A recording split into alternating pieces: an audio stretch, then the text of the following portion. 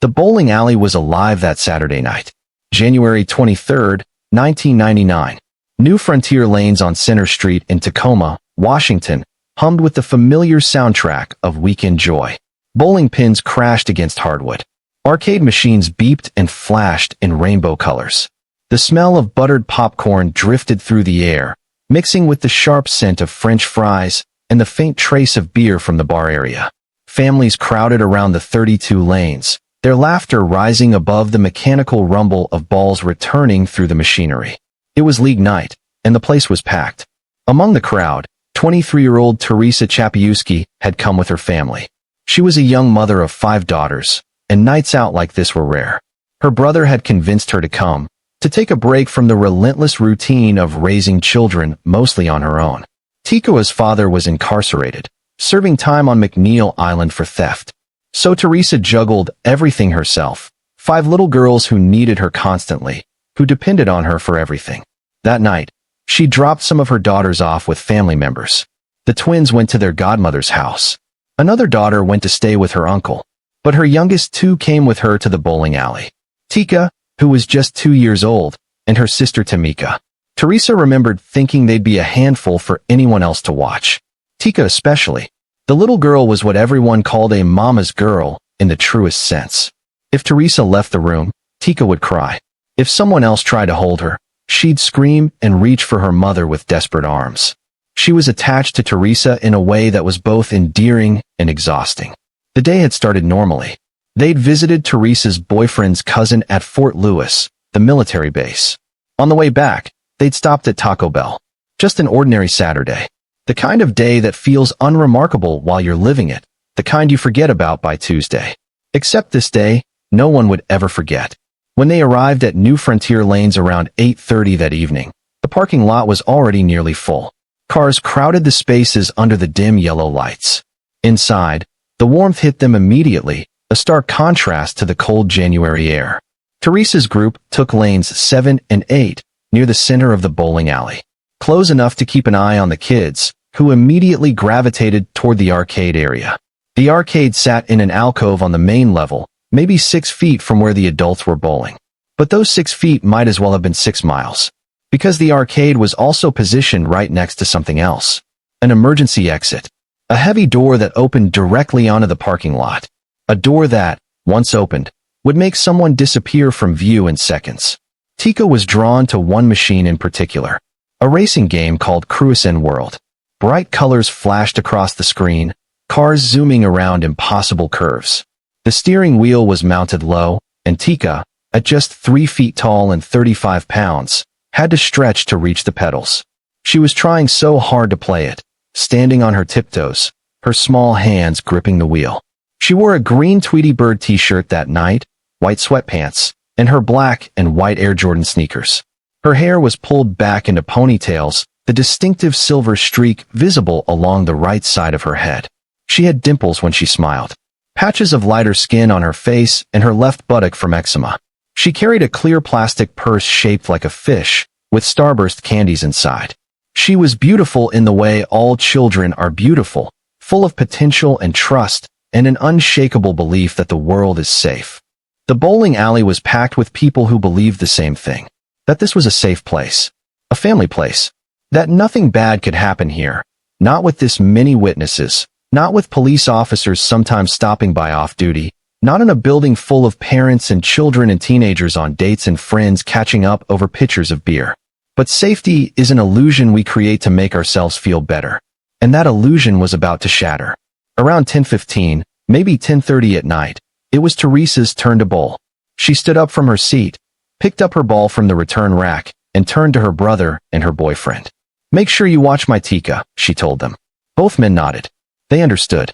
Teresa was particular about her youngest daughter, protective in a way that only made sense if you knew how attached Teekah was to her mother. Teresa approached the lane, took her position, and threw the ball. She watched it curve down the polished wood, heard the satisfying crash of pins scattering. She threw again, picked up her spare maybe, or missed it, the details lost now to time and trauma. Then she turned around, walked back toward her seat, and her eyes automatically scanned for Teekah. The arcade area was still full of children. Other kids from their group, and kids from other families, all drawn to the flashing lights and the promise of digital adventure. But Teekah wasn't there. Teresa felt her stomach drop, that instant parental panic that starts as a flutter and can escalate to full-blown terror in seconds. "Where's Teekah?" she asked. Her brother looked up. Her boyfriend looked up. "She's in the arcade," they both said, not concerned, assuming the little girl was just out of sight behind one of the machines. "No, she's not," Teresa said, her voice rising. "Where's my baby?" Everyone in their group started looking then. Teresa ran to the arcade area, weaving between the machines, calling Teekah's name. She checked the bathroom nearby, pushing open stall doors, her heart hammering against her ribs. Nothing. She checked a small locker area between the arcade and the bathroom. Empty. She ran to the opposite end of the bowling alley where there was another bathroom. Nothing.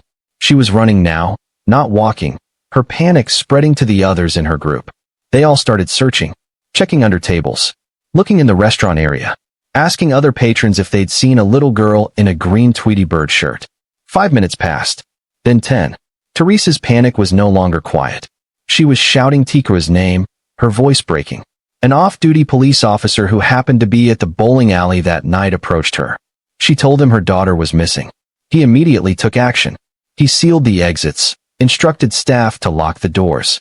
He made an announcement over the loudspeaker, his voice cutting through the noise of the bowling alley, silencing the laughter and the music. "A child is missing. A 2-year-old girl. Everyone stop what you're doing. No one leaves until we find her." The bowling alley went from joyful chaos to organized panic in moments. Employees checked the employee-only areas. Men searched the men's bathroom. Women searched the women's bathroom. Someone checked the parking lot, looking between cars, under cars, in cars with windows rolled down. Someone else checked the dumpsters behind the building. Police arrived within minutes, their sirens cutting through the night. They brought K-9 units. Search and rescue volunteers. They established a perimeter, a 1.5-mile radius around the bowling alley. They went door to door in the surrounding neighborhood. They checked every car leaving the parking lot, looking in trunks, in back seats, under blankets. But Teekah was gone. Somewhere between the moment Teresa threw her bowling ball and the moment she turned around, her daughter had vanished. In a crowded building. In a room full of witnesses. In a place where everyone believed they were safe. And the terrible truth was beginning to settle over everyone like a suffocating blanket. This wasn't a case of a child wandering off. This wasn't hide-and-seek gone wrong. This was something much darker. Before we dive deeper into what happened that night, drop a comment and let us know where you're watching from. We'd love to hear from you. If you enjoy true crime stories like this, be sure to like the video, subscribe, turn on the notification bell, and share it with someone who'd love it too. The search continued through the night. Teresa refused to leave. She stayed at the bowling alley, pacing, crying, demanding answers that no one could give her. Her family stayed with her, their own shock and grief mixing with hers. How does a 2-year-old disappear? How does someone take a child without anyone seeing? The arcade was only feet from where the adults were bowling. 6 feet. Maybe 10 at most. And yet, in those few seconds when Teresa's back was turned, when she was focused on knocking down pins, someone had taken her daughter. Someone had walked up to a toddler in a crowded public place, grabbed her, and walked out. And no one had seen it happen. Or had they? As the night wore on and turned into early morning, investigators began interviewing everyone who had been at the bowling alley. Dozens of people. Families who'd come for a fun Saturday night. Teenagers on dates. League bowlers who were regulars. Employees who worked behind the desk, in the kitchen, at the bar. And slowly, pieces of information began to emerge. Small details that, on their own, meant nothing. But together, they painted a disturbing picture. Several people mentioned seeing a man that night. A white man, they said, maybe in his 30s. He had brown curly hair that fell past his shoulders. A thick mustache. And a face covered in pockmarks. Deep acne scars that made him distinctive, memorable. One witness, a 17-year-old who'd been at the bowling alley with his family, remembered an odd encounter. He'd gone to use the restroom, and this man had bumped into him. Not an accidental brush, but a forceful bump, as if the man was in a hurry. The man was holding a little girl's hand. A mixed-race girl, the witness remembered. He thought at the time that the father was being rude, rushing his daughter to the bathroom. Now, thinking back on it, He wondered if what he'd seen was something else entirely. Another witness came forward days later. This person had been outside the bowling alley 1 week after Teekah's disappearance. A news crew was there, filming a reenactment, trying to generate new leads.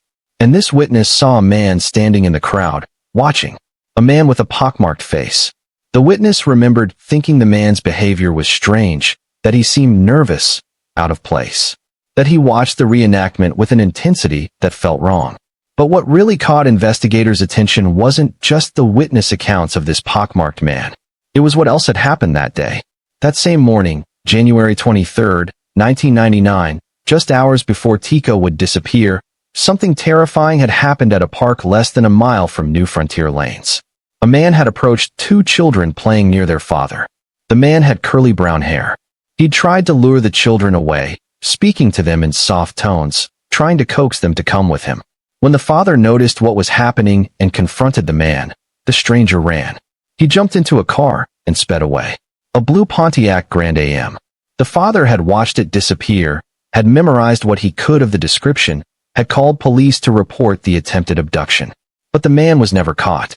Now, investigators were looking at that incident with fresh eyes. Could it have been the same person? Someone who tried to take children from a park in broad daylight, failed, and then tried again that night at a crowded bowling alley? The car descriptions didn't match exactly. The park incident involved a blue Pontiac Grand AM. But another witness from the bowling alley that night remembered something crucial.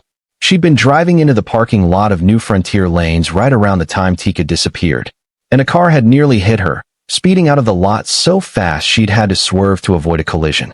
The car was a maroon Pontiac Grand AM, late 1980s or early 1990s model, with tinted windows and a spoiler.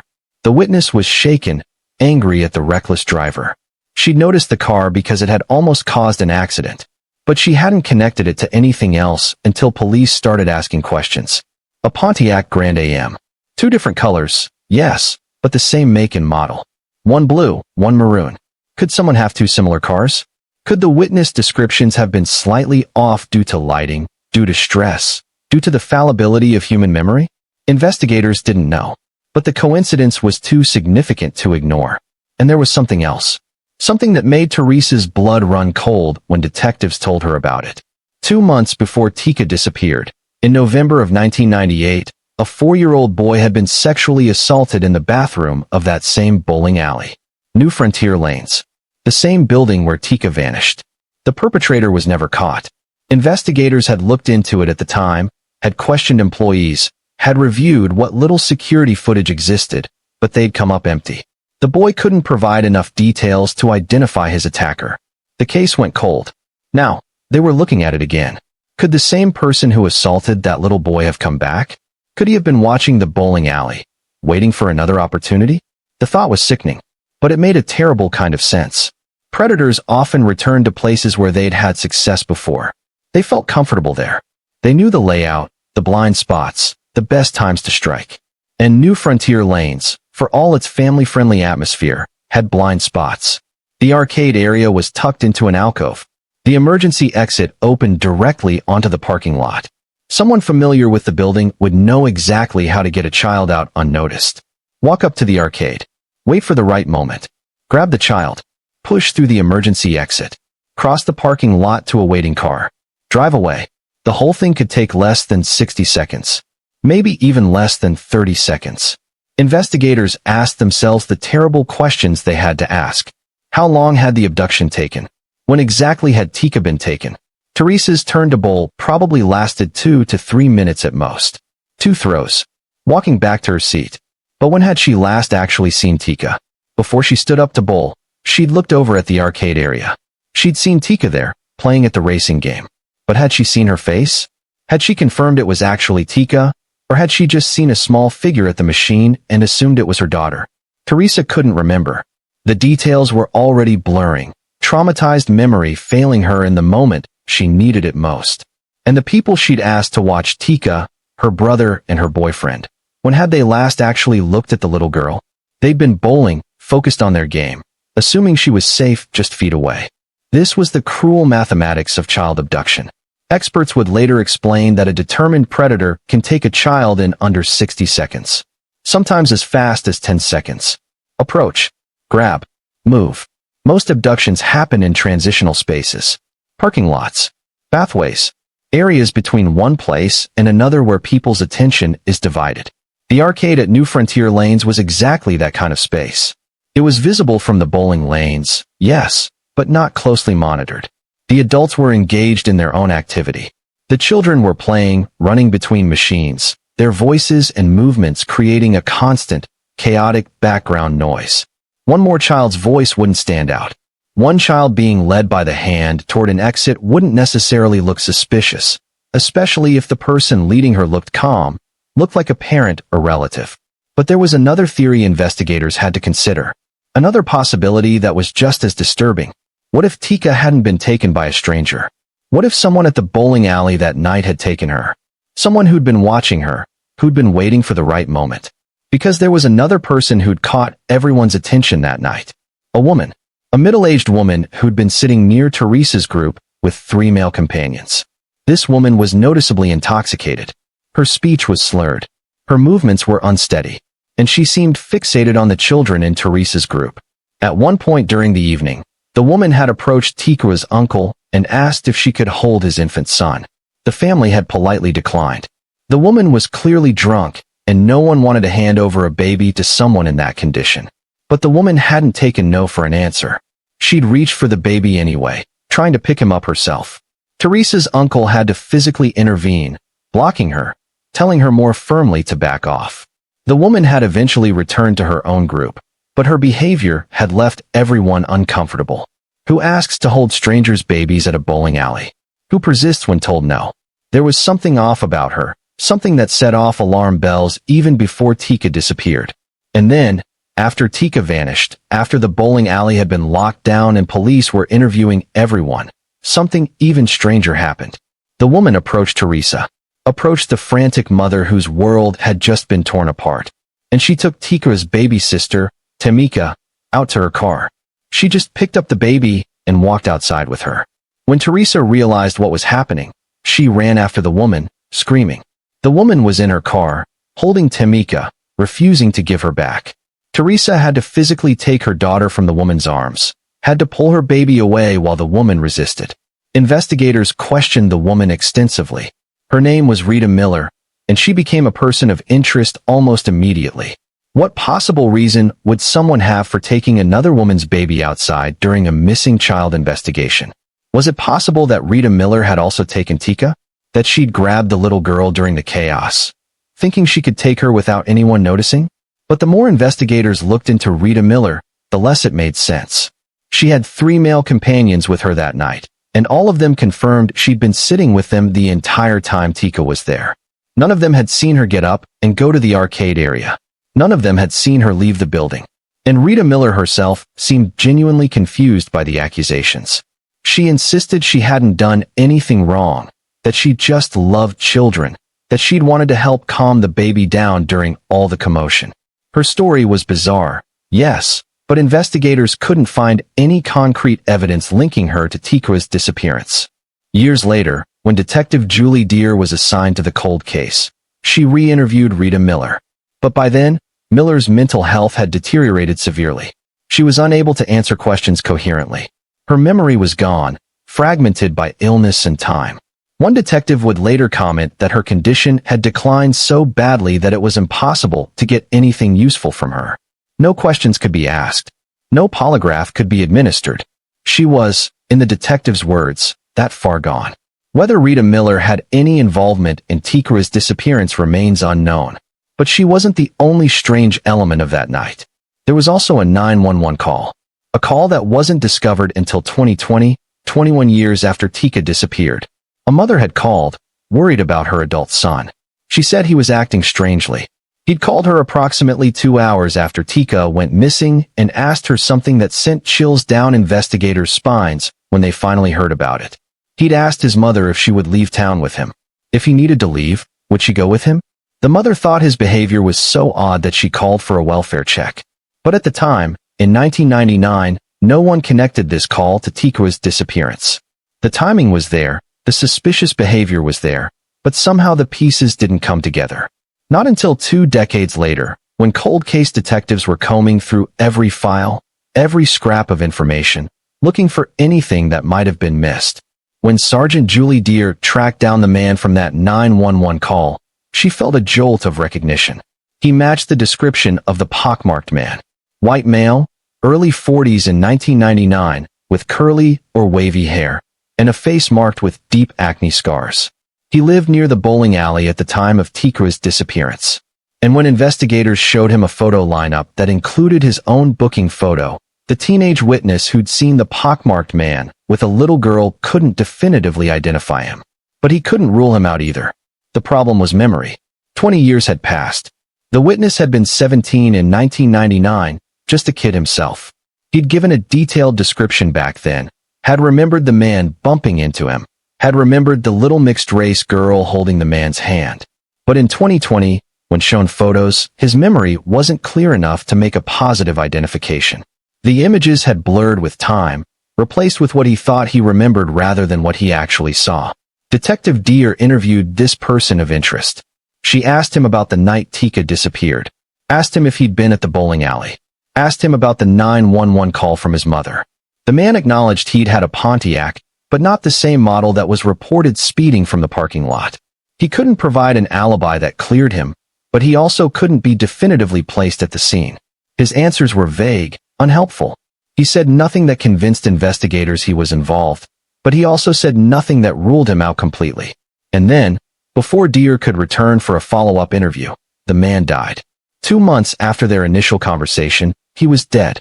Investigators collected his DNA just in case, just to have it on file for potential future testing. But the man's death was not suspicious, according to Sergeant Deere.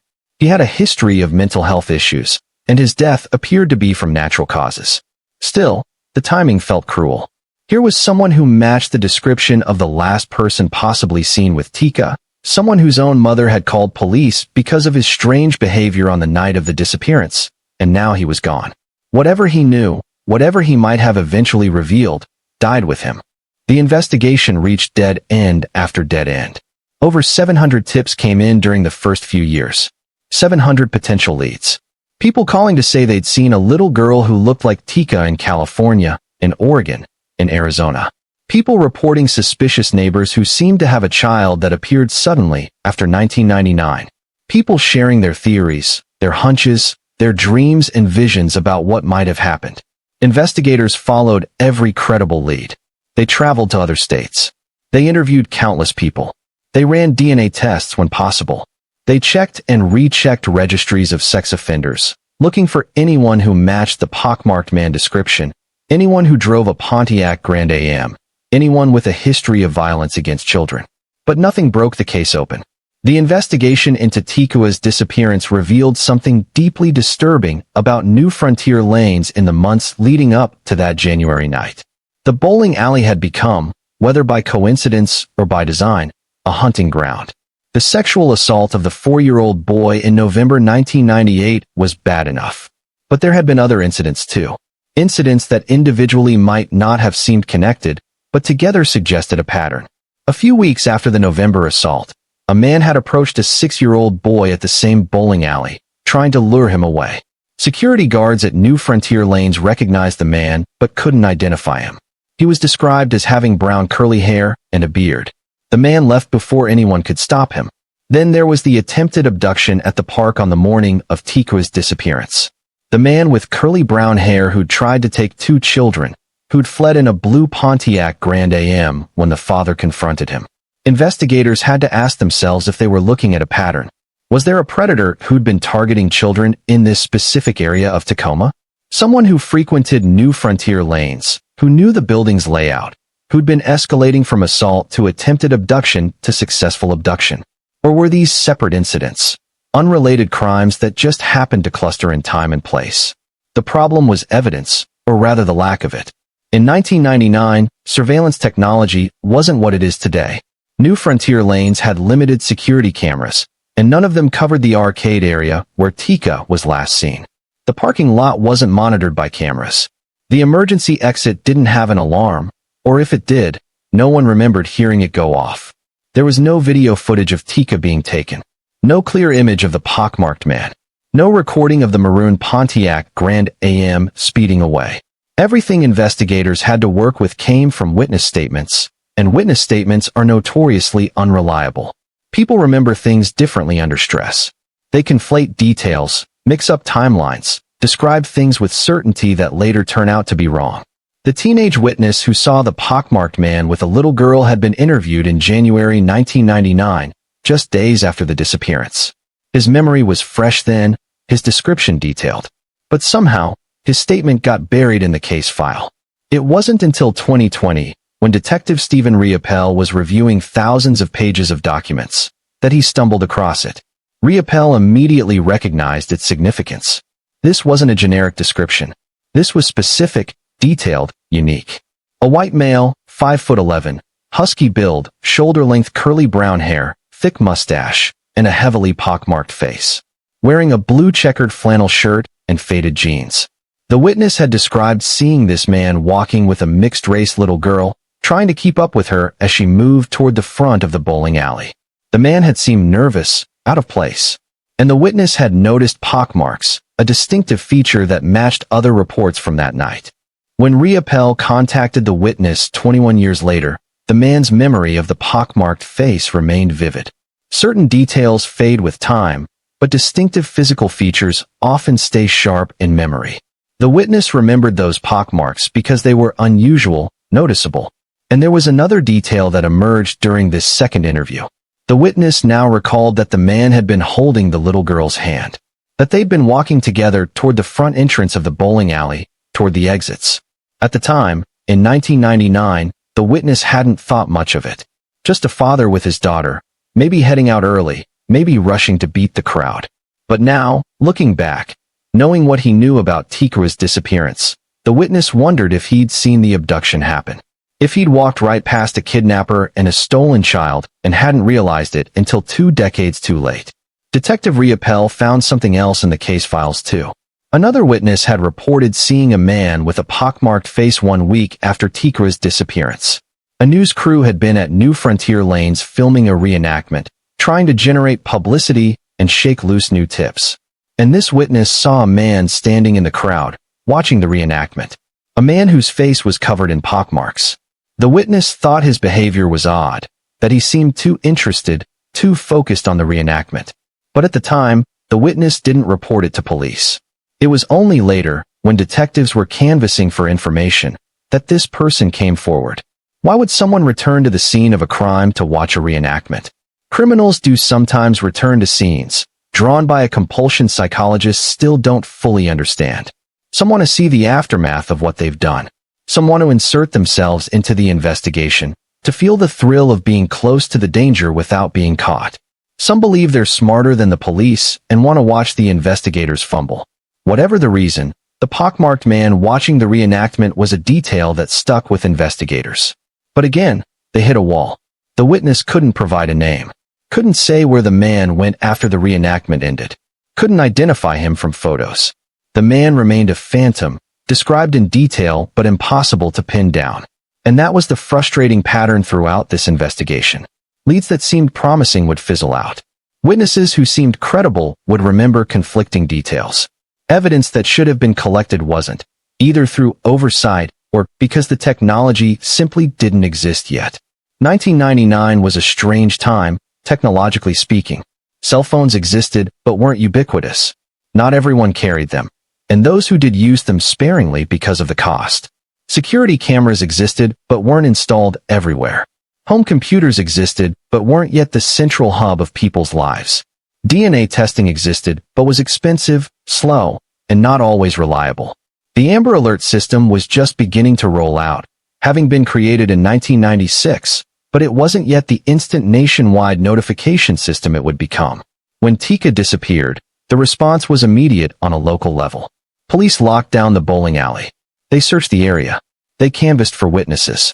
But there was no way to instantly broadcast her description to millions of people. No social media to spread her photo across the country in minutes. No way for surveillance footage from nearby businesses to be immediately pulled and reviewed, because most nearby businesses didn't have surveillance systems. The investigation relied on old-fashioned police work. Knocking on doors. making phone calls, distributing physical flyers with Teekah's photo, hoping someone would see something, remember something, come forward with information that would crack the case wide open. And people did come forward. Hundreds of people. But the information they provided led nowhere. Teresa Chapiewski had to live with the unbearable. She had to wake up every morning in a world where her daughter was gone. Where the last time she'd seen Teekah, the little girl was reaching for the pedals of a racing game, trying to pretend she was driving, lost in the simple joy of childhood play. Teresa replayed that night endlessly in her mind. If she hadn't gone bowling. If she'd kept Teekah right next to her, instead of letting her play in the arcade. If she'd turned around sooner. If she'd insisted on watching Teekah herself instead of asking her brother and boyfriend to keep an eye on her. The what-ifs could drive a person insane, and Teresa was drowning in them. She kept Teekah's coat, the one her daughter had worn to the bowling alley that night. She kept Teekah's favorite Winnie the Pooh bear. She kept every piece of clothing, every toy, every photograph. She kept Christmas presents meant for Teekah, buying them every year as if her daughter might come home any day and need them. For the first few years, Teresa held on to the belief that whoever took Teekah had taken her to raise her. That somewhere, her little girl was growing up in another family, maybe not knowing she'd been stolen, maybe living a relatively normal life. It was the only thought that allowed Teresa to function. The alternative, that Teekah had been harmed, that she'd been killed, was too much to bear. But in 2020, when Detective Riopel told Teresa about the witness who saw the pockmarked man with a little girl, when he explained the significance of that sighting, something shifted in Teresa's understanding of what had happened. She had to confront a reality she'd been avoiding for 21 years. This wasn't a person who wanted a child to love. This was someone who went into that bowling alley to find a child to harm. The realization broke something in Teresa. She told reporters that nobody would know the pain she felt when the detective told her this. That for decades she'd held on to hope, believing her daughter was alive somewhere, being raised by someone else. But now she had to face the possibility that Teekah's fate had been much darker. That man went in to find somebody, to find a child and harm that child, Teresa said in an interview with Fox 13 News. And that man took my child, my everything. That was my world right there. The shift from hoping for a reunion to preparing for the worst kind of closure is a journey no parent should have to make. But Teresa made it, because she had to. Because living in denial wasn't sustainable anymore. Because she needed to know the truth, no matter how painful. I've lived 21 years in a nightmare, she continued. And I think it has to come to an end. I want to bring her home, regardless of if she's here or not. It's time to bring her home. The case generated significant media attention over the years. America's Most Wanted featured Teekah's story multiple times in 1999, broadcasting her face to millions of viewers, asking anyone with information to come forward.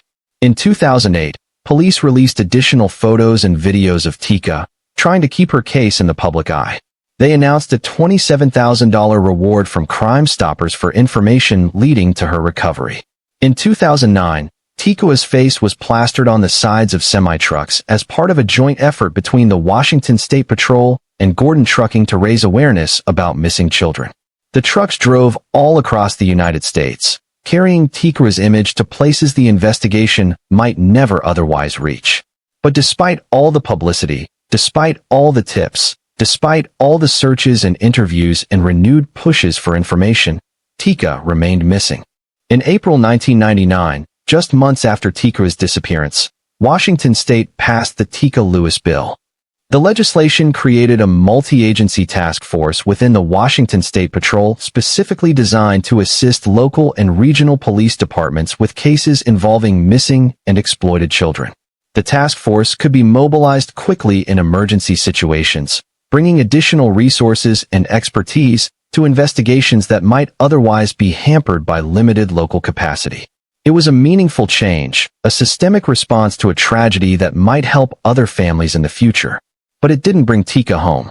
And it didn't ease the guilt that Teresa carried, the feeling that she'd failed to protect her daughter in the one moment when it mattered most. New Frontier Lanes, the site of Teekah's disappearance, was eventually demolished. In its place, a Home Depot was built. The bowling alley where so many families had gathered for weekend fun, where children had played arcade games and parents had relaxed with friends, became a hardware store. The transformation felt symbolic in a painful way. The place where Teekah was last seen no longer existed, at least not in its original form. But for Teresa and her family, that location would always be sacred ground. Every year on January 23rd, they gather in the Home Depot parking lot for a candlelight vigil. They bring balloons, 25 of them for the 25th anniversary, 26 for the 26th. Community members come to show their support. Strangers who followed Teekah's case over the years stand beside family members, all holding candles, all writing messages on balloons that will be released into the sky. The vigils serve multiple purposes. They keep Teekah's case in the public consciousness. They remind people that this little girl is still missing, that her family is still searching, that justice has not been served. They also provide a space for collective grief, a recognition that Teekah's disappearance affected more than just her immediate family. It affected the entire Tacoma community, shaking people's sense of safety, forcing parents to confront the reality that terrible things can happen in familiar places. And the vigils allow Teresa to be with her daughter in the only way she can, by standing where Teekah was last seen and refusing to let her memory fade. One young family member, Teekah's nephew who was born after she disappeared, wrote on his balloon during a recent vigil, "I love you, Teekah. I want to see you so bad." Children who never met Teekah have grown up knowing her name, seeing her photo, understanding that she's a missing piece of their family. Katarina Johnson, one of Teekah's sisters, spoke about what it's like to live without her sibling. "She was the closest person I had to me at that time," Katarina said, "so she's always on my mind." The sisters who were old enough to remember Teekah carry memories of their baby sister that have become both precious and painful. They remember a toddler who loved being around older kids, who followed them everywhere, who looked up to them with complete trust and affection. They remember the green Tweety Bird shirt she wore that night. They remember her dimples. They remember that she was supposed to grow up with them, supposed to be at family gatherings, supposed to be an aunt to their children. Instead, they have a ghost, a permanent absence at every holiday, every birthday, every celebration. The investigation continued, even as years turned into decades. Detective Julie Deere became the lead investigator on Teekah's cold case around 2020 or 2021. She approached the case with fresh eyes, reading through thousands of pages of reports, re-interviewing witnesses when possible, using modern investigative techniques to examine old evidence. Deere released new information that hadn't been made public before, hoping it would shake loose a memory, a confession, something that would finally solve the case. In 2023, 24 years after Teekah's disappearance, police publicly revealed for the first time the description of the car seen leaving the bowling alley. A maroon or dark-colored Pontiac Grand Am, late 1980s or early 1990s model, with tinted windows and a spoiler, leaving the parking lot at a high rate of speed. They also released updated details about the clothing the pockmarked man was wearing, blue jeans and a blue checkered flannel shirt. These weren't new pieces of information to the investigation. They'd been in the case file since 1999. But they were new to the public, and Deere hoped that someone who'd been at the bowling alley that night might remember something they hadn't thought to report before. Deere also commissioned a new age progression photo showing what Teekah would look like at 26 years old. The photo was created by the Forensic Anthropology and Computer Enhancement Services Laboratory at Louisiana State University. When Teresa saw it, she cried. "Because after all these years," she said, "they finally made a picture that looks like my daughter." Previous age progression photos had been created over the years, each one an attempt to bridge the gap between the 2-year-old child who disappeared and the adult she would become. But this newest version felt different to Teresa. It captured something essential about Teekah's features, something that earlier renderings had missed. Looking at the photo, Teresa could imagine what her daughter might look like if she walked into a room tomorrow. She could see traces of the baby she'd lost in the face of this young woman she'd never met. The age progression photo was distributed widely. It appeared on news broadcasts, in newspapers, on social media, on missing persons websites. The hope was that maybe, somewhere, someone would recognize that face. Maybe Teekah herself, if she was alive and had no memory of being taken, would see the photo and notice a resemblance. Maybe someone who'd seen her recently would make the connection. But as with so many other efforts over the years, the photo generated tips, but no breakthrough. People called in saying they'd seen a woman who looked like the age progression. Investigators followed up on every credible lead, but none of them panned out. The woman who looked like Teekah in California turned out to be someone else. The possible sighting in Oregon was a dead end. The lead in Washington state, in a town just an hour from Tacoma, led nowhere. And then there were the people who claimed to be Teekah. This phenomenon happens in high-profile missing persons cases, especially those involving children. People with mental health issues, or people seeking attention, or people who genuinely believe they might be the missing person will come forward claiming to be the victim. It happened with Teekah multiple times over the years. Someone would show up at Tacoma Police Department headquarters claiming to be Teekah Lewis, now grown. Or they'd call, or they'd email, or they'd send messages through social media. These claims tended to spike around anniversaries of Teekah's disappearance, when media coverage renewed public interest in the case. Police had to investigate every claim, had to treat each one as potentially legitimate until proven otherwise. But every single one turned out to be false. DNA testing would rule them out, or inconsistencies in their stories would become apparent, or they'd eventually admit they weren't really Teekah, that they'd made it up for reasons only they understood. In January 2025, just weeks before this script was written, Tacoma police confirmed they were investigating yet another claim from someone who said they were Teekah. The department released a statement noting that these types of reports have come in over the years, by email, phone calls, and in person, and that each one is investigated individually. The process can include DNA testing, interviews, background checks. It's time-consuming work, emotionally draining for Teekah's family who must ride the roller coaster of hope and disappointment each time. But it's necessary work, because investigators can't afford to dismiss what might be a genuine lead just because dozens of previous claims turn out to be false. In May 2025, police conducted a search at a property on South Gunnison Street in Tacoma, less than a mile from where New Frontier lanes once stood. The search lasted 3 days. Investigators dug up a backyard, sifting through soil, looking for something specific, though they wouldn't say what. The media speculated that the search was connected to Teekah's case, and that speculation was correct. A tip had led investigators to that property.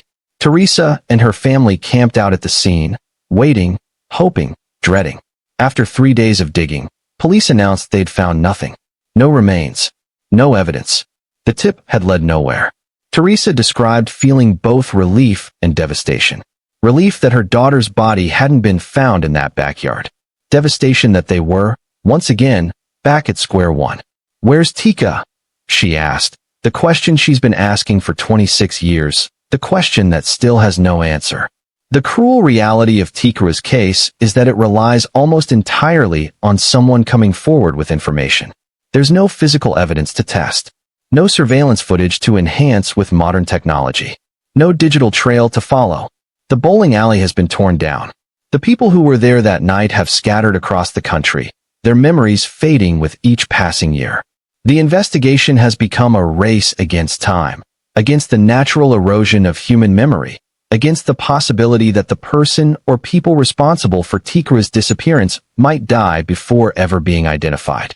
The pockmarked man who was interviewed and then died before follow-up questions could be asked is a perfect example of that risk. If he was involved, he took his secrets to the grave.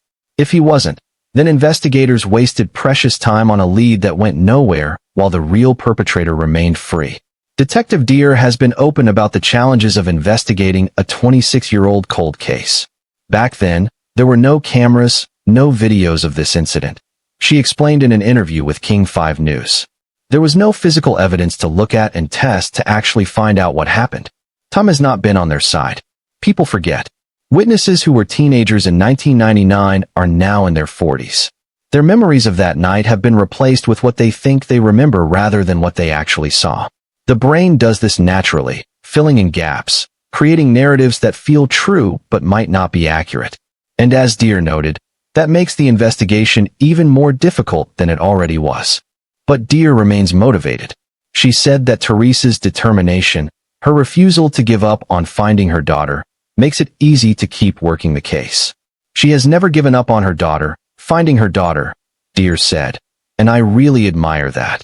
The relationship between a cold case detective and a victim's family can be complicated. The detective has to maintain professional boundaries, has to manage expectations, has to be honest about the limitations of what can be achieved. But they also have to show that they care, that they're not just going through the motions, that they genuinely want to bring answers and justice. Deer seems to have struck that balance with Teresa, and for a mother who's been let down by false leads and dead ends for more than 2 decades, having a detective who actually believes the case can be solved is everything. Teresa has channeled her grief into action in recent years. In December 2024, she launched the first annual Hope for Teekah, Joy for Every Child toy drive. The event took place in the Home Depot parking lot where New Frontier lanes once stood, the same location where the annual vigils are held. Teresa collected new, unwrapped toys to be distributed to children at Mary Bridge Children's Hospital and to local families in need. The toy drive served multiple purposes. It kept Teekah's name in the public eye. It gave Teresa a way to do something positive during the holiday season, which has always been the hardest time of year for her. And it honored Teekah's memory by helping other children, by bringing joy to kids who, like Teekah, deserve to have happy childhoods. As the days get closer to Christmas, it gets more emotional for me, Teresa told King 5 News, because she should be here with us celebrating Christmas. She shouldn't be anywhere else. Inside Teresa's home, Christmas decorations go up every year. A tree is decorated. Presents pile beneath it. Some of those presents are for Teresa's grandchildren, the children of her daughters who grew up without their sister. But some of those presents are for Teekah, bought with the stubborn hope that maybe this will be the year she comes home.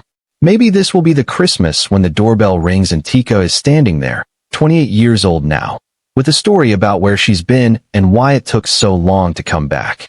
It's an impossible hope, perhaps, but it's the hope that keeps Teresa going. The community's response to the toy drive was overwhelming. Dollar Tree employees, learning about Teresa's efforts, donated balloons and supplies. Strangers dropped off toys. People who'd never met Teekah but who'd followed her case over the years showed up to support the event. I just want to tell you we admire your strength, a Dollar Tree employee told Teresa. And we want you to accept the balloons as a gift from Dollar Tree. These small acts of kindness matter. They remind Teresa that she's not alone, that there are people who care, who remember, who want to help even if they can't bring Teekah home. And they remind the community that Teekah's case isn't closed, that she's still missing, that someone out there still knows what happened and has never come forward. The question of who knows haunts this case. In a crowded bowling alley on a Saturday night, someone took a 2-year-old child and walked out with her. Did anyone else see it happen? Did anyone notice a man they didn't recognize holding a little girl's hand, moving toward the exit, moving quickly but not so quickly as to draw attention? Did anyone see the maroon Pontiac Grand Am in the parking lot? See someone putting a child into it? See it speed away? Or did the abductor move so smoothly, so confidently, that nobody registered anything unusual? Experts in criminal behavior explain that predators who successfully abduct children in public places often succeed because they don't look nervous or suspicious. They act like they belong. They act like the child is theirs. They move with purpose but not panic.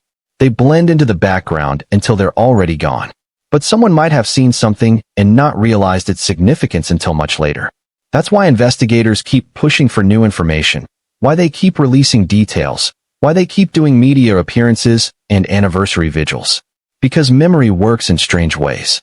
Something that seemed meaningless in 1999 might suddenly click into place in 2026. A person who was at the bowling alley that night might see the description of the pockmarked man and remember, oh my God, I saw someone like that. They might have thought nothing of it at the time, might have been focused on their own bowling game or their own children, might have glanced at the man and then immediately forgotten about him. But the human brain stores more information than we consciously remember.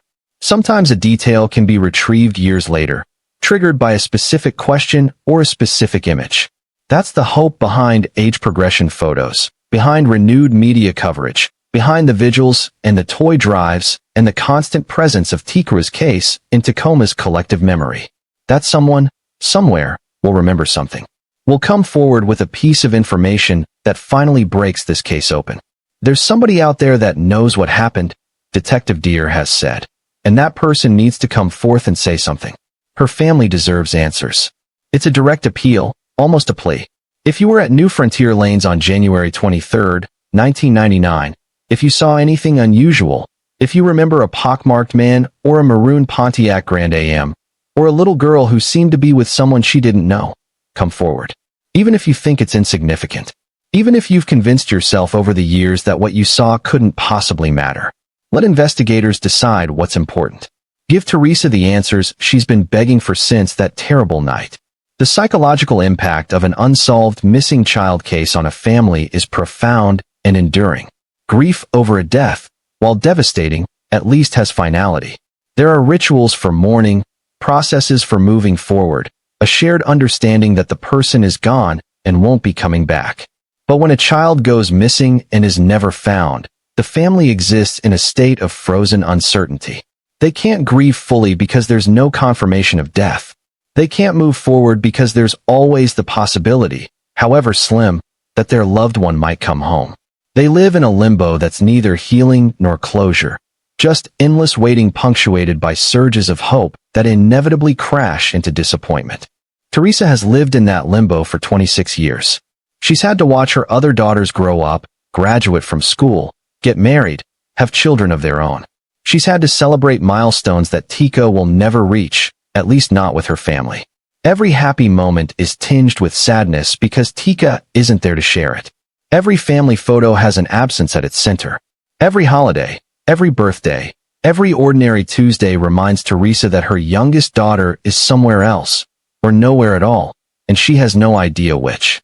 The not knowing is its own kind of torture. If Teekah is dead, Teresa can't mourn her properly. If Teekah is alive, Teresa can't rescue her. The powerlessness is crushing. And yet, Teresa continues. She hasn't given up. She hasn't disappeared into her grief or become too broken to function. She's raised her other daughters. She's become a grandmother. She's started the toy drive to help other children.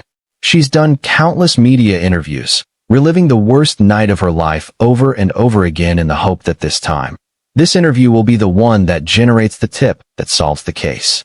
She stood in the Home Depot parking lot on cold January nights, releasing balloons into the dark sky, writing messages to a daughter who might never receive them. She's done all of this while carrying a weight that would break most people. The strength required to keep going, to keep hoping, to keep fighting for answers after 26 years of silence is almost incomprehensible. One day she'll be found or we'll have answers, Teresa said in a recent interview. I'll never give up on her. Never. That determination is part of what makes Teekah's case so compelling and so heartbreaking. It's not just the mystery of a missing child, though that alone would be enough. It's also the story of a mother who refuses to let her daughter be forgotten, who refuses to accept that this case will never be solved, who believes, against all rational odds, that someday there will be justice for Teekah. Whether that justice comes in the form of Teekah walking back into her life, or in the form of finding out what really happened and holding someone accountable, Teresa just wants to know. She wants the truth, whatever it is. She wants to bring her daughter home, in whatever way that's still possible. The theories about what happened to Teekah have evolved over the years. Initially, investigators focused heavily on the possibility of a stranger abduction. The pockmarked man seen with a little girl. The maroon Pontiac Grand Am. The attempted abductions that had happened earlier that day and in the weeks before. It all pointed to an opportunistic predator who'd been watching the bowling alley, waiting for the right moment to strike. This theory made the most sense given the circumstances. Teekah was grabbed quickly from a crowded public place by someone who knew how to move fast and blend in. That requires a certain amount of planning, a certain comfort level with risk. It's not the behavior of someone acting on impulse. It's the behavior of someone who'd thought about how to abduct a child and had perhaps even practiced or attempted it before. But there were other theories too. Some investigators wondered if someone known to the family had taken Teekah. The 911 call from the mother worried about her son asking to leave town was one lead in that direction. If the son was the pockmarked man, if he had some connection to Teresa or her family, that could explain how he knew Teekah would be at the bowling alley that night. It could explain why he was there, why he targeted her specifically rather than any other child. But the connection was never established. The man didn't know the family, as far as anyone could tell. And when Detective Deere interviewed him 2 decades later, he didn't reveal any relationship to Teresa or any knowledge about Teekah beyond what was publicly known. The theory involving Rita Miller, the intoxicated woman who'd been asking to hold babies and who'd taken Teekah's sister outside, was explored but never gained traction. Miller's behavior was bizarre, yes, but bizarre doesn't necessarily mean guilty. And the timeline didn't work. She'd been sitting with her companions when Teekah disappeared. Unless she had an accomplice, someone who'd grabbed Teekah while she created a distraction, it didn't seem physically possible for her to have taken the child. Still, her mental health deteriorated over the years to the point where she couldn't be properly interviewed, which meant that avenue of investigation remained frustratingly incomplete. Then there was the darker possibility that haunted Teresa for years before she could bring herself to fully confront it. That Teekah had been taken by someone involved in child trafficking or exploitation. That she'd been killed shortly after being taken, her body disposed of in a way that ensured it would never be found. This theory was supported by the pattern of child predation at New Frontier Lanes in the months leading up to Teekah's disappearance. A child molested in the bathroom. Another child nearly lured away. The attempted abduction at the park. If the same person was responsible for all of these incidents, and if that person successfully took Teekah, the likelihood that she was taken to be raised by someone who wanted a child drops significantly. People who molest children don't typically abduct them to create a family. They abduct them for other, much darker purposes. Teresa admitted in interviews that for many years she'd held on to the belief that Teekah had been taken by someone who wanted a daughter. Someone who saw this beautiful mixed-race toddler and decided to steal her, to raise her as their own. In that scenario, Teekah would at least be alive. She'd be living under a different name, in a different city, maybe with no memory of her real family. But she'd be safe, cared for, living something approximating a normal life. That was the story Teresa told herself because it was the only story she could live with. But when Detective Riopel explained the significance of the witness account, when Teresa learned about the pockmarked man and his probable intentions, that comforting fiction fell apart. She had to accept that Teekah was most likely taken by someone who meant to harm her, not love her. The realization forced Teresa into a new phase of grief. She'd spent more than 2 decades hoping for a reunion, imagining scenarios where Teekah would see her age progression photo and realize who she was, where she'd track down her biological family and come home. But now Teresa had to prepare herself for a different kind of resolution, one where Teekah's remains might be found, where someone might confess to what they'd done, where the truth, when it finally emerged, would be horrific rather than hopeful. "I want to bring her home," Teresa said, regardless of if she's here or not. That phrase, "if she's here or not," carries the full weight of a mother's worst fears. It acknowledges what Teresa has tried not to think about for 26 years. That Teekah might not be alive. That bringing her home might mean bringing home her body for a proper burial. The advancement of DNA technology has solved many cold cases in recent years, but it requires something to test. A body, or bones, or biological evidence left at a crime scene. Teekah's case has none of those things. There's no physical evidence from the bowling alley. No DNA to run through databases. The person of interest who died before he could be fully investigated did have his DNA collected, but without something to compare it to, without Teekah's DNA being found somewhere it shouldn't be, that sample sits unused. Genealogical DNA testing, which has been revolutionary in solving cold cases where traditional methods failed, could potentially be useful if Teekah's DNA turned up somewhere. If her remains were found and needed to be identified. If biological evidence from a suspect needed to be linked to the crime. But again, you need something to test. And 26 years later, the chances of finding testable evidence are vanishingly small. What investigators need most is someone to talk. Someone who knows what happened and has kept it secret for all these years. Maybe it's the person responsible for Teekah's disappearance. Maybe it's someone who helped cover it up. Maybe it's someone who was told about it afterward and chose to stay silent. Maybe it's someone who saw something that night but convinced themselves it wasn't important or who was afraid to get involved. Whoever it is, their information could change everything. One phone call could answer 26 years of questions. One confession could bring closure to a family that's been suffering for more than a quarter of a century. One witness finally coming forward could give investigators the lead they need to solve this case. The Tacoma Police Department has made it clear that information can be submitted anonymously.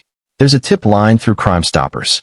People can call and provide information without giving their names, without being identified.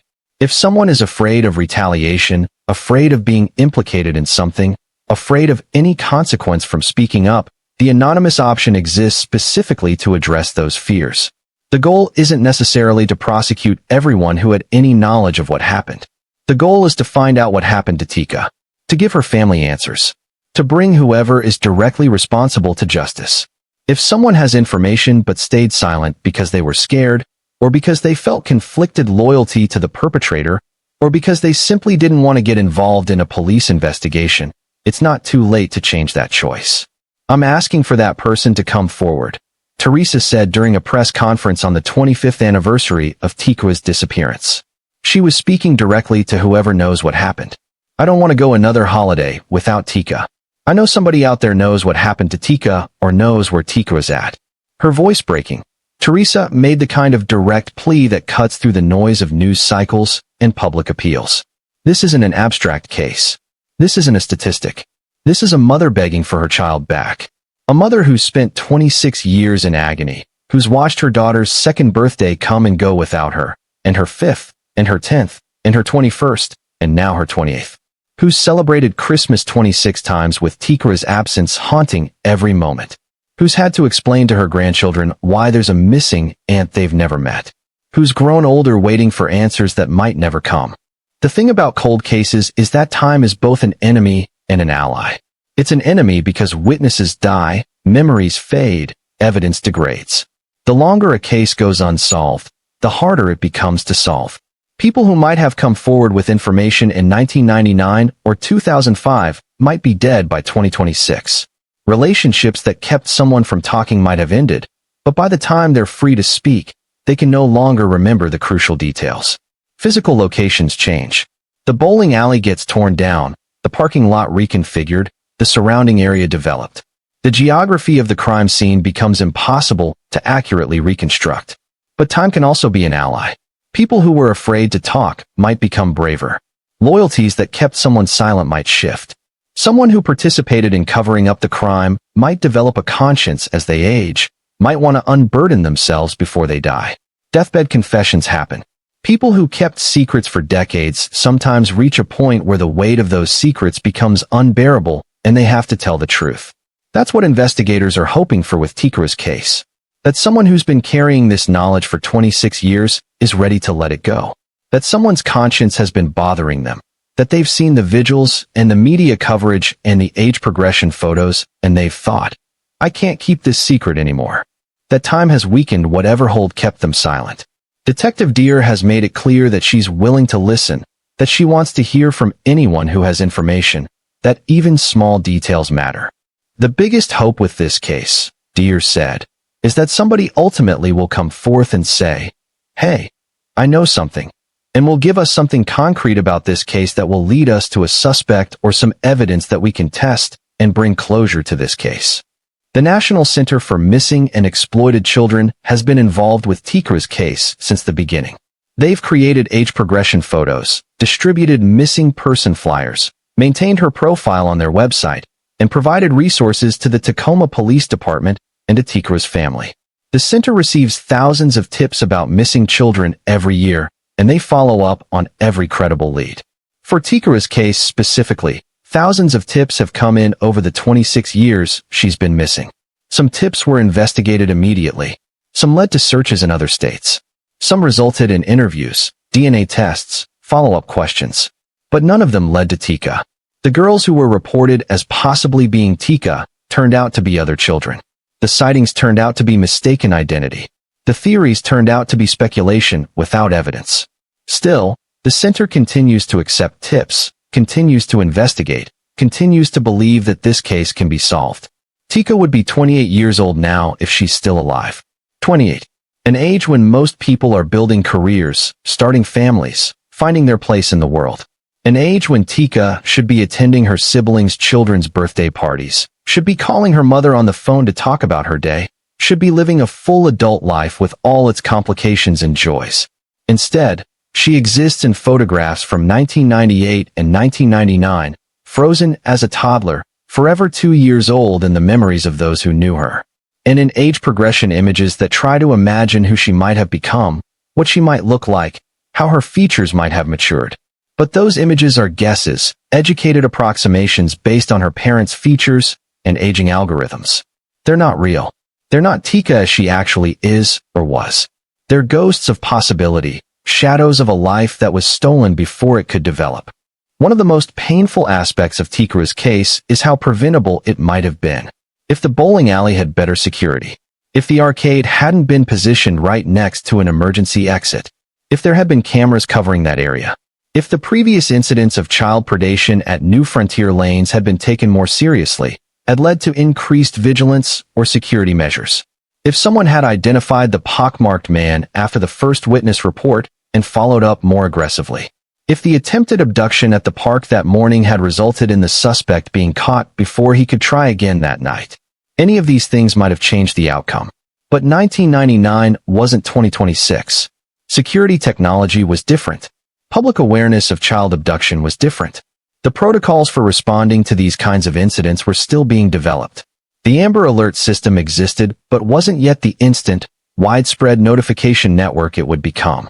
Parents were still operating under assumptions about safety that seem almost naive now. In the years since Teekah's disappearance, the world has changed in ways that might have prevented her abduction or solved it quickly. Surveillance cameras are ubiquitous now. Most businesses have them. Many parking lots have them. Some people have doorbell cameras that record everyone who approaches their homes. Cell phone towers track location data. Social media allows for instant dissemination of information to millions of people. An Amber Alert can light up every phone in a region within minutes. These technological and social changes mean that a child abducted from a public place today would be captured on multiple cameras, would be the subject of immediate widespread notification, would trigger a response that's faster and more comprehensive than what was possible in 1999. But none of that helps Teekah. She was taken in a different era, when gaps in security and surveillance were common, when information spread slowly, when a predator could grab a child and disappear into the night with a realistic hope of never being caught. The question of whether Teekah is still alive is one that Teresa has had to grapple with repeatedly over the years. In the immediate aftermath of the disappearance, most people assumed she was alive. Children are typically killed within the first few hours of an abduction if they're going to be killed, but they can also be kept alive for years, raised under different identities, held captive, or integrated into trafficking networks. As time passed without Teekah's body being found, hope persisted that she was alive somewhere. But statistically, the odds decrease with every passing year. Most abducted children who are killed quickly. Most abducted children who survive the first 24 hours are eventually recovered, either because they escape or because their captors are caught. For a child to be abducted and never recovered, to remain missing for 26 years with no confirmed sightings, no body, no evidence of where they went, is unusual. It's not impossible. There are cases where missing children have been found decades after their disappearances, sometimes living with their abductors, sometimes having no idea they were ever missing. But it's rare enough that hoping for that outcome requires a level of optimism that borders on denial. Teresa has oscillated between hope and despair for more than 2 decades. Some days, she's convinced Teekah is out there somewhere, living under a different name, maybe with memory issues or trauma that prevents her from knowing her true identity. Some days, she's certain her daughter is dead and has been for years. The not knowing is what makes it so hard. If she knew for certain that Teekah was dead, she could grieve properly, could have a funeral, could begin the process of healing that comes with acceptance. If she knew for certain that Teekah was alive, she could focus all her energy on finding her, on bringing her home. But existing in the space between those two possibilities, never knowing which reality is true, means Teresa can never fully grieve and never fully hope. She's stuck in between, and she's been stuck there for 26 years. The impact of Teekah's disappearance extended beyond her immediate family. The entire Tacoma community was shaken by what happened. Parents who'd felt comfortable taking their children to public places like bowling alleys suddenly felt vulnerable. The illusion of safety in numbers was shattered. If a child could be taken from a crowded building full of witnesses, then where was actually safe? Schools increased their security protocols. Parents became more vigilant, more protective, less likely to let their children out of arm's reach in public spaces. The cultural shift toward constant parental supervision, toward fear of strangers, toward helicopter parenting, was already underway in the 1990s, but cases like Teekah's accelerated it. Every parent in Tacoma who heard about what happened to Teekah thought, "That could have been my child." And that thought was terrifying enough to change behavior. New Frontier Lanes itself struggled in the aftermath of Teekah's disappearance. Some families stopped going there, uncomfortable with the association to such a traumatic event. The bowling alley had already been dealing with the prior incidents, the sexual assault, the attempted luring. Now it was known as the place where a 2-year-old was abducted. That's not the kind of reputation a family entertainment venue can recover from easily. Whether the closure and eventual demolition of New Frontier Lanes was directly related to Teekah's case, or was simply part of broader economic and social changes in the area, is unclear. But the fact remains that the building no longer stands. The lanes where Teresa was bowling when her daughter disappeared no longer exist. The arcade where Teekah was playing her last game is gone. The emergency exit that someone likely used to carry her out into the parking lot was torn down years ago. In its place stands a Home Depot, selling lumber and paint and garden supplies, a completely different use of space that bears no physical resemblance to what came before. But memory persists even when buildings don't. For the people who were at New Frontier Lanes on January 23, 1999, that night is seared into their consciousness. The families who were bowling and having fun when the announcement came over the loudspeaker that a child was missing. The teenagers who were on dates and suddenly found themselves caught up in a police investigation. The employees who had to lock down the building, who had to answer questions about what they'd seen and when. The off-duty police officer who happened to be there and immediately took charge. All of these people carry the memory of that night. Some of them might have information they don't realize is important. Some of them might have seen the pockmarked man and not thought anything of it at the time.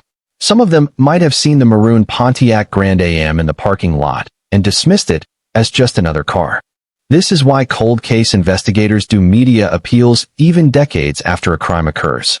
Because sometimes it takes years for a memory to resurface, for someone to make a connection they didn't make at the time. The human brain stores more information than we consciously access. Details that seemed irrelevant in the moment can become crucial later when viewed in context. Maybe someone who was at the bowling alley that night will watch this video and remember something. Maybe they'll remember seeing a man with a pockmarked face near the arcade. Maybe they'll remember seeing a maroon Pontiac Grand Am parked near the emergency exit.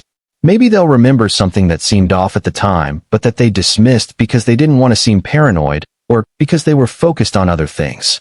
And maybe, finally, they'll pick up the phone and call the tip line and share what they remember. That's the hope. That's always the hope. The theory that Teekah was taken by someone involved in child exploitation or trafficking has been discussed carefully by investigators over the years. It's a theory that makes sense given the pattern of incidents at the bowling alley and the fact that Teekah has never been recovered. But it's also a theory that's difficult to prove without concrete evidence. Child trafficking networks do exist, and children are taken into them, but the vast majority of trafficking victims are teenagers, not toddlers. Toddlers require constant care. They can't be easily controlled or hidden. They're memorable to people who see them. Abducting a 2-year-old for trafficking purposes would be challenging in ways that abducting an older child or teenager wouldn't be. That doesn't mean it didn't happen, but it does mean investigators have to be careful not to assume trafficking just because a child hasn't been found. What's more likely, based on the pattern of prior incidents and the witness descriptions, is that Teekah was taken by a preferential sex offender. Someone who specifically targets young children. Someone who'd been escalating in their behavior, moving from assault to attempted abduction to successful abduction. Someone who may have killed Teekah shortly after taking her, either intentionally or because she fought back or cried out and he panicked. This is the theory that Teresa has had to confront in recent years, the one she resisted for so long because it meant accepting that her daughter was likely dead and had been since 1999. It's a brutal reality to face, but it's the reality that the evidence suggests. The pockmarked man wasn't taking Teekah to raise her as his own daughter. He was taking her for purposes that don't bear thinking about too closely. And what happened after that? Where he took her, what he did, whether she's buried somewhere or whether her remains were disposed of in a way that ensures they'll never be found, all of that remains unknown. One of the frustrations of this case is how close investigators may have come to solving it early on and didn't realize it. The teenage witness who saw the pockmarked man with a little girl gave that information to police in January 1999. If detectives had prioritized that lead differently, if they'd canvassed more aggressively for other witnesses who might have seen the same man, if they'd released a detailed description to the public immediately and asked for help identifying him, things might have played out differently. But the witness's statement got buried in the case file. It wasn't rediscovered until 2020 when Detective Riopel was doing a comprehensive review. By then, 21 years had passed. The pockmarked man, if he was still alive, had aged. His appearance had likely changed. Witnesses who might have recognized him in 1999 might not recognize him in 2020. The window for easy identification had closed. The 911 call from the mother worried about her son asking to leave town is another example of how close the investigation may have come. That call was made on the night Teekah disappeared, just 2 hours after she vanished. If investigators had connected that call to the abduction immediately, if they'd gone to interview the son that night or the next day, if they'd searched his property and his vehicle before he had time to destroy evidence, the case might have been solved. But the call wasn't connected to Teekah's disappearance for more than 2 decades. By the time Detective Deere tracked down the man and interviewed him, so much time had passed that even if he had been involved, any physical evidence would be long gone. His Pontiac, if he'd even still had it, would have been sold or junked years ago. His home would have been cleaned dozens of times. His clothing from that night would be gone. DNA degrades. Memories fade. The passage of time erases the kind of evidence that could have made a case. And then there's the person of interest who died before he could be fully investigated. This might have been the perpetrator. He matched the description. He lived near the bowling alley. He had a history that raised red flags. He couldn't provide an alibi that cleared him. He didn't say anything that ruled him out. But he also didn't confess, didn't provide any concrete information, didn't lead investigators to evidence. And then he died, taking whatever he knew to the grave. His DNA was collected, which means if evidence is ever found that contains the perpetrator's DNA, it can be compared. But without that evidence, the DNA sample is useless. It sits in storage, a question mark that might never be answered. These near misses are what haunt cold case investigators. The sense that the solution was right there, within reach, if only something had been done differently. If only a piece of information had been prioritized sooner. If only a witness had come forward earlier. If only technology had been more advanced. If only, if only, if only. But you can't solve a case with hindsight. You have to work with what you have in the moment. And in 1999, investigators were working with limited technology, limited resources, and a case that presented no physical evidence. They did their best with what they had. But their best wasn't enough to bring Teekah home. The annual vigils that Teresa organizes serve as both a memorial and a call to action. They're a chance for the community to remember Teekah, to show support for her family, to demonstrate that she hasn't been forgotten. But they're also a reminder that this case remains unsolved. That somewhere, someone knows what happened. That justice hasn't been served. The balloons released into the sky carry messages, wishes, prayers. They're a visual representation of hope floating away, up into the darkness, going somewhere unknown. Just like Teekah, the vigils bring media attention, which brings renewed awareness, which sometimes brings new tips. It's a cycle that has to be repeated year after year because cold cases are solved through persistence as much as through breakthroughs. Teresa's refusal to give up, her determination to keep Teekah's case in the public eye, her willingness to do interview after interview, vigil after vigil, appeal after appeal, is remarkable. Many families of missing persons eventually reach a point where they can't keep doing it anymore. The emotional toll becomes too great. The disappointment of false leads becomes too crushing. They withdraw from public advocacy, not because they've stopped caring, but because they can't survive the constant reopening of the wound. But Teresa keeps going. She keeps showing up. She keeps telling Teekah's story. She keeps asking for information. She keeps believing that somehow, someday, there will be answers. People are getting found every day, Teresa told the National Center for Missing and Exploited Children. People are reuniting with their families after 50 years. It could be Teekah. That hope, that belief that reunion is possible no matter how much time has passed, is what keeps her moving forward. It's what gets her out of bed on the hard days. It's what drives her to organize toy drives and vigils and media appearances. Because if she stops, if she gives up, if she lets Teekah's case fade into the background, then what was it all for? What's the point of 26 years of searching if she quits now? So she doesn't quit. She can't quit. Teekah deserves a mother who never stops fighting for her, and that's exactly what Teresa is determined to be. The emotional toll on Teekah's siblings is also profound, though less publicly documented. Katarina Johnson, who is old enough to remember her sister, has spoken about carrying Teekah with her always, about the hole in the family that can never be filled. The twin sisters who were at their godmother's house that night have grown up knowing their baby sister disappeared while they were away. The other siblings who've come into the story through marriage or birth have grown up with Teekah's absence as a constant presence. Family gatherings include conversations about her. Holiday dinners have an empty chair. Every milestone one of them reaches comes with the thought of, Teekah should be here for this. The grief is collective, but it's also individual. Each family member processes the loss differently, carries the weight differently, hopes differently.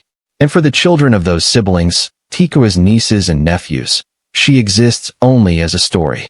An aunt they've never met. A photograph on the wall. A name that comes up in sad conversations. A balloon they write messages on during vigils. They know that something terrible happened before they were born, something that broke their grandmother's heart and changed their family forever. They know that their aunt is missing, that she might be out there somewhere, that someone took her and never brought her back. This knowledge shapes them too, teaches them that the world can be cruel, that bad things happen to good people, that safety is never guaranteed. It's a heavy legacy to inherit. The question of what happened to Teekah in those first hours after her disappearance is one that haunts everyone involved in the case. If she was taken by the pockmarked man, if he put her in a maroon Pontiac Grand AM and drove away from the bowling alley, where did he go? Did he take her to his home? To a secondary location he'd prepared in advance? Somewhere remote where no one would hear if she cried? The speed with which he left the parking lot suggests urgency, suggests he wanted to get away from the area quickly before police arrived and locked down the streets. But Tacoma is surrounded by dense forests, by water, by areas where a body could be hidden and never found. Pierce County has thousands of acres of wilderness. A person who knew the area could drive into the woods, dispose of evidence, and drive back out before anyone noticed they were gone. Searches have been conducted over the years when tips came in about possible locations. The May 2025 dig at the South Gunnison Street property was one example. Investigators received information that led them to believe Teekah might be buried there. So they spent 3 days excavating the backyard, sifting through soil, looking for any sign of human remains. They found nothing. Whether the tip was genuine but inaccurate, or whether it was from someone mistaken or deliberately misleading, the result was the same. Another dead end. Another surge of hope for Teresa followed by crushing disappointment. Another reminder that finding Teekah after all these years is like searching for a specific grain of sand on a beach. It's not impossible, but it requires either incredible luck or someone to finally tell the truth about what happened and where she is. The advancement of forensic technology offers some hope, though limited in a case with no physical evidence. Ground-penetrating radar can find buried remains without digging. Cadaver dogs can detect decomposition even decades after death. Forensic anthropologists can identify human remains from small bone fragments. If Teekah's body is somewhere, there are tools that could find it, tools that didn't exist or weren't as refined in 1999. But you have to know where to look. You have to have some reason to search a specific location. Random searches of every wooded area in Pierce County aren't feasible. There's too much territory, too many places to search, too few resources to dedicate to what might be a futile effort. So investigators wait for tips, for information that points them towards specific locations, and then they search those places as thoroughly as they can. The genetic genealogy revolution that solved so many cold cases in recent years could potentially help if the right circumstances arose. If evidence containing the perpetrator's DNA was found, if that DNA could be run through public genealogy databases, if family members of the perpetrator had uploaded their DNA to those databases, then investigators might be able to identify him through familial DNA matching. This technique has been incredibly successful in cases where biological evidence was preserved but traditional DNA database searching failed to produce matches. But again, it requires evidence. It requires DNA from the perpetrator. And in Teekah's case, there is no such evidence. There's nothing to test, nothing to upload to databases, nothing to compare to distant relatives who might help identify a suspect. What this case ultimately comes down to is human testimony. Someone has to talk. Someone has to provide the information that unlocks the mystery. And that someone might be watching this video right now. They might be wondering if they should come forward, if their information is significant enough to matter, if they'll face consequences for having stayed silent for so long. The answer is, whatever you know, it matters. Even if it seems small or insignificant. Even if you're not sure it's connected, share it. Let investigators decide whether it's relevant. You won't be punished for taking 26 years to come forward. You'll be helping to finally solve a case that's destroyed a family. You'll be giving a mother the answers she's begged for since 1999. You'll be bringing a measure of justice to a child who deserved so much better than what happened to her. If you were at New Frontier Lanes on January 23, 1999, think back to that night. Did you see a man with a pockmarked face? Did you see someone acting strangely around children? Did you see a maroon Pontiac Grand AM in the parking lot? Did you see anyone leaving quickly through the emergency exit near the arcade? Did you notice anything at all that seemed off? Even if you convinced yourself at the time that it was nothing, your memory might hold the key to solving this case. And if you know something but have stayed silent because you're afraid or because you felt loyal to someone who doesn't deserve your loyalty, consider this. Teekah was 2 years old. She was innocent. Whatever happened to her, she didn't deserve it. Her family doesn't deserve to live in agony for the rest of their lives not knowing what became of her. You have the power to change that. You have the power to give them peace. Use it. The Tacoma Police Department's tip line is open. Crime Stoppers accepts anonymous tips. You don't have to give your name. You don't have to identify yourself. You just have to share what you know. One phone call could change everything. One piece of information could be the missing link that brings this investigation to a close. I will never give up on her, Teresa has said. One day she'll be found, or we'll have answers. But Teresa shouldn't have to wait any longer. She's waited 26 years. She's endured 2 decades of birthdays without Teekah, 2 decades of Christmases without her youngest daughter, 2 decades of wondering and searching and hoping and grieving all at the same time. She deserves to know what happened. Teekah's siblings deserve to know. Teekah's nieces and nephews deserve to know. The Tacoma community deserves to know. And Teekah herself deserves justice. She deserves for her story to have an ending, even if it's not the ending anyone wanted. She deserves for the person who took her to be held accountable. She deserves to be more than a missing persons poster, more than an age progression photo, more than a balloon released into the sky at an annual vigil.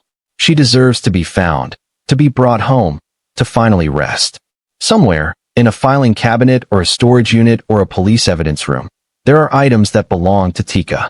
Her green Tweety Bird shirt, her white sweatpants, her Air Jordan sneakers, her clear fish-shaped purse with Starburst candies inside, her Winnie the Pooh bear, the coat she wore that night. These items are waiting, just like Teresa is waiting, for the day when Teekah comes home. The disappearance of Teekah Lewis is a wound that's never healed. For her family, for the Tacoma community, for everyone who's followed her case over the years, her absence is a reminder that terrible things happen to innocent people, that predators exist, that safety is an illusion we construct to make ourselves feel better, that children can be taken from crowded public places while their parents' backs are turned for just a few seconds. It's a truth that's hard to accept, but it's the truth nonetheless. And the only way to begin healing from that truth is to find out what happened, to identify who was responsible, to bring some measure of justice to a situation that's been defined by injustice for 26 years. So this is a call to action for anyone watching who has information.